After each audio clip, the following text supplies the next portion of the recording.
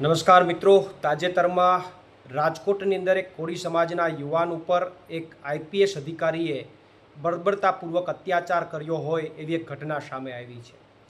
એ કોળી સમાજના યુવાનના કહેવા મુજબ એમને તપાસના નામે બોલાવી એમને નિર્વસ્ત્ર કરી ઊંધા લટકાવી અને એમની ઉપર અત્યાચાર કરવામાં આવ્યો।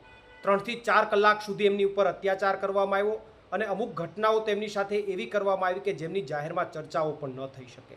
ત્યારે આ ઘટનાની અંદર તાત્કાલિક ધોરણે તપાસ કરી અને આમની અંદર જો એ અધિકારી હકીકતમાં જવાબદાર હોય તો એમની ઉપર ફોજદારી ગુનો દાખલ કરી અને એને જેલના સળિયાની પાછળ ધકેલી દેવા જોઈએ।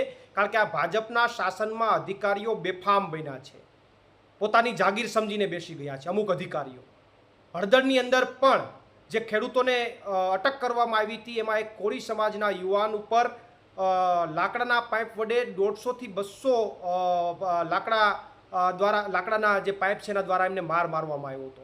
અને અહીંયા રાજકોટની અંદર પણ જ્યાં યુવાન કહે છે એ પ્રમાણે એમની ઉપર અત્યાચાર, કોળી સમાજના યુવાન ઉપર અત્યાચાર કરવામાં આવ્યો છે। ત્યારે આ કેસની અંદર તાત્કાલિક ધોરણે એ જવાબદાર અધિકારીને જેલના સળિયાની પાછળ ધકેલી અને કોળી સમાજને ન્યાય આપવામાં આવે એવી મારી ઉગ્ર માંગ છે।